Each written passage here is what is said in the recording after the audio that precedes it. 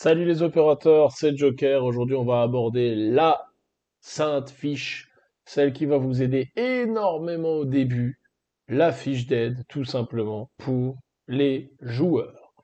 La fiche d'aide, on va voir, elle a deux faces, une face recto, une face verso. En fait, c'est simple. Là où vous allez lire l'intégralité du livre de règles et que vous allez peut-être vous dire que c'est un peu lourd dans l'écriture à comprendre ou autre, honnêtement, c'est pas si lourd que ça et par rapport à la première version, elle a vachement bien été travaillée avec des images en plus, etc. qui, voilà, on se prend moins la tête dessus. Bref, on a quand même une fiche d'aide qui nous aide à faciliter encore plus tout ça. Qu'est-ce qu'on va avoir sur notre fiche d'aide?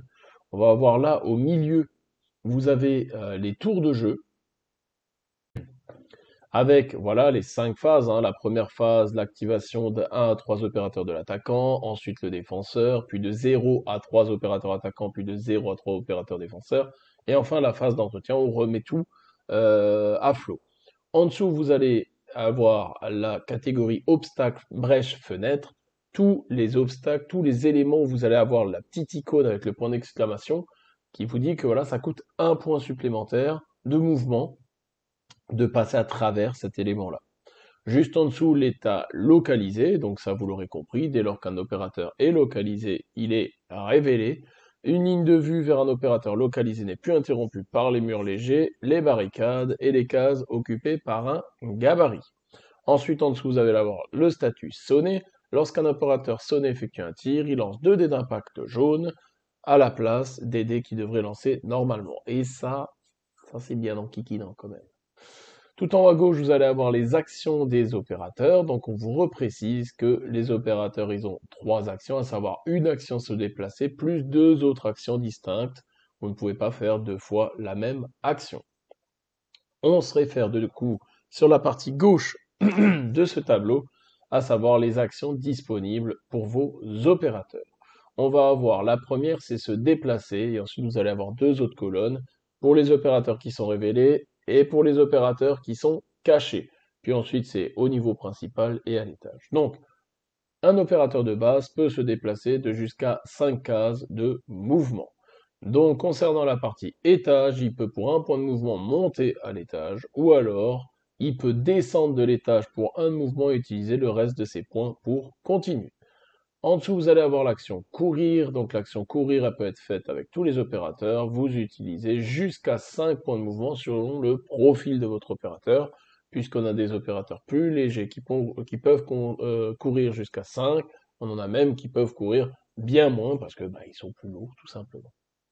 L'action surveiller peut être faite par tous les opérateurs. On réoriente l'opérateur, donc vous faites vos mouvements et au moment de faire votre action surveiller, vous réorientez l'opérateur pour surveiller les cases en ligne de vue de l'opérateur dans la direction indiquée par son marqueur de surveillance. Quand vous avez un opérateur à l'étage, c'est tout simple, il peut surveiller une trappe d'accès neutre ou alors il peut disputer une trappe d'accès en surveillance qui est sous le contrôle de l'adversaire. Ensuite, vous allez avoir l'action tirer qui ne peut que être faite. Tout le reste des actions en dessous, c'est que des opérateurs qui sont révélés qui peuvent le faire. À savoir donc tirer sur un opérateur en ligne de vue, localiser cet opérateur. Donc dès lors qu'on a tiré sur l'opérateur, il est automatiquement localisé. Si on est à l'étage, on peut tirer sur un opérateur qui est sur une case neutre juste en dessous. On va avoir utilisé un gadget tactique. Donc, le gadget tactique, ce n'est pas le gadget de l'opérateur, c'est bien un gadget tactique, c'est-à-dire un drone, etc. Appliquer les effets d'un gadget de l'inventeur tactique. Bref, on peut avoir l'action détruire. L'action détruire, vous retirez du plateau de jeu les éléments destructibles se trouvant dans une case en ligne de vue. Et il faut avoir le niveau approprié, donc une barricade orange ne peut qu'être détruite par un opérateur qui a la capacité de détruire du orange, tout simplement. Tout en bas, on va avoir utilisé un effet d'action d'un gadget spécial, à savoir les gadgets de l'opérateur, appliquer les effets d'action d'un gadget spécial, et si vous êtes à l'étage, appliquez l'un des effets action d'un gadget spécial dans une case neutre, ou appliquer les effets action gadget spécial vertical. C'est une règle que vous avez avec certains opérateurs dans une pièce qui contient, attention de bien vérifier ça au début de vos parties, les petites flèches. Vous ne pouvez pas les utiliser sur d'autres pièces. Du côté droit de cette fiche d'aide, vous avez un rappel sur les protections. Il est super pratique. Quand vous avez donc les éléments traversés par la ligne de vue et ou la ligne de couvert, les conditions supplémentaires et les protections, donc là vous voyez un obstacle. La condition c'est que la cible sur laquelle qui se fait shooter est adjacente à cet obstacle sur la ligne de vue, du coup il réduit, c'est une protection légère, il réduit de les impacts. Pareil si ça traverse un mur perforé, si ça traverse une barricade, si ça traverse un mur léger, je dis bien si ça traverse, parce que dès lors que ça traverse, vous avez la protection si votre cible est derrière ça. Par contre, les obstacles, il faut bien qu'elles soient adjacentes à l'obstacle pour pouvoir en bénéficier. Ensuite, juste en dessous, vous avez la catégorie un peu plus punchy. C'est les éléments, donc les murs lourds ou les murs renforcés. Ça, si vous avez une ligne qui passe par là, vous pouvez avoir une protection lourde et réduire de 3 les impacts. Et ensuite, vous avez les opérateurs qui disposent d'un bouclier qui, eux, peuvent réduire de 2, avec une protection légère, les impacts. Lorsqu'un opérateur bénéficie d'au moins 2 protections, qu'elles soient légères ou lourdes, on considère qu'il bénéficie d'une protection lourde et donc réduit au maximum de 3 les dégâts. Gardez-le bien en tête parce que vous ne pouvez pas réduire de 5 les dégâts, quoi. Donc c'est hyper important d'avoir ça en tête parce que ça veut dire que des fois, par rapport à des opérateurs, vous savez qu'au maximum, si vous vous mettez en penché derrière l'autre, au maximum, vous allez réduire de 3 les dégâts. Donc en fonction des dégâts que l'opérateur va faire en face, vous pourriez survivre de manière certaine à un shoot si vous mettez un opérateur qui possède assez de points de vie pour le faire.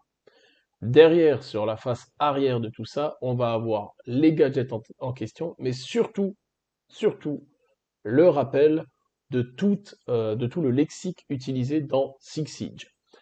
On va commencer par électronique. Donc vous avez le logo. Certains effets de gadgets n'agissent que sur ce type de gadget.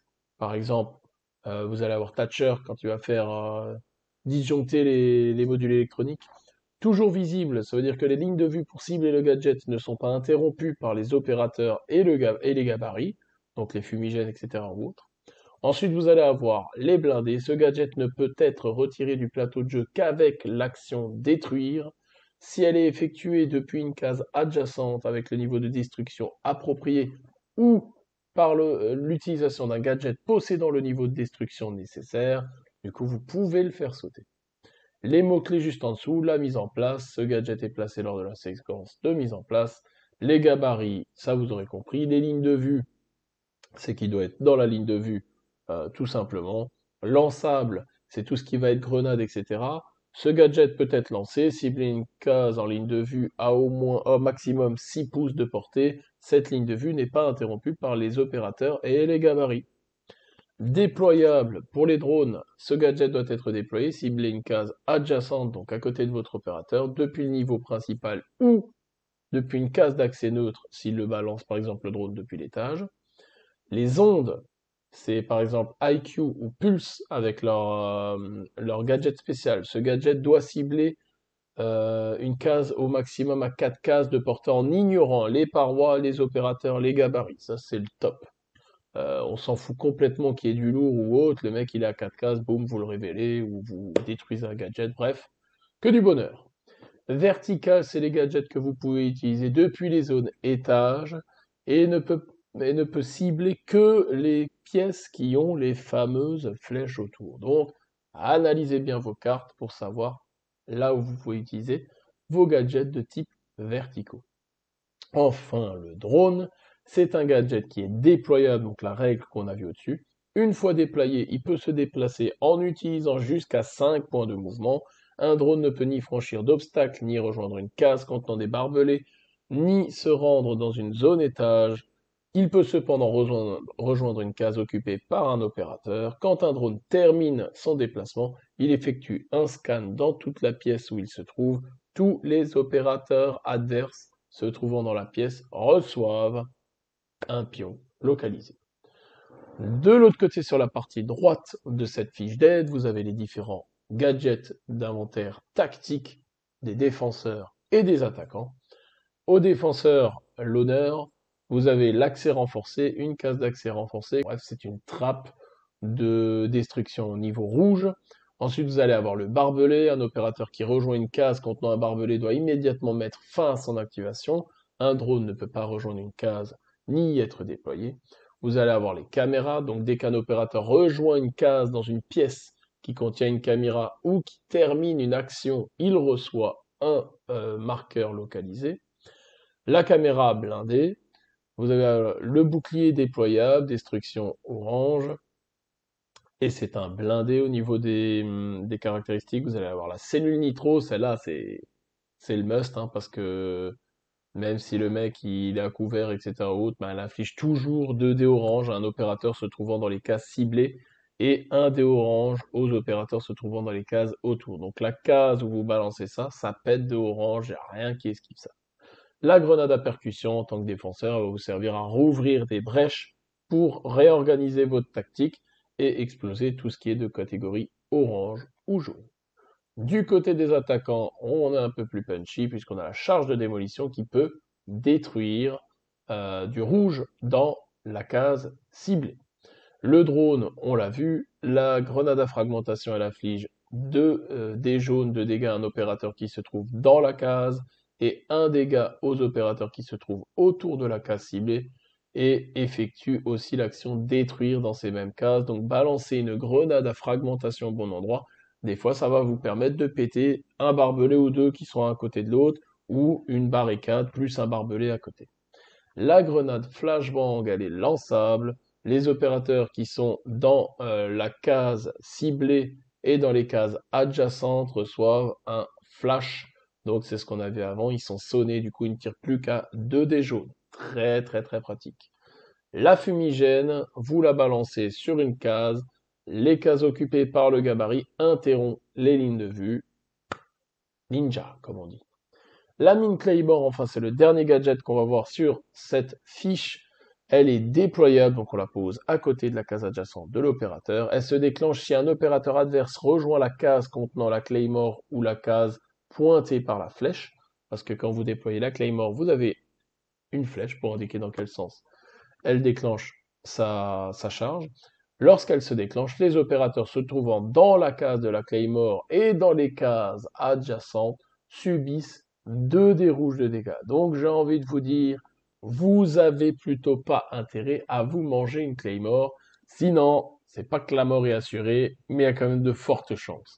Voilà pour la fiche d'aide de cette boîte Six Siege. On se retrouve très vite pour aborder d'autres sujets sur ce jeu-là. Ciao, ciao.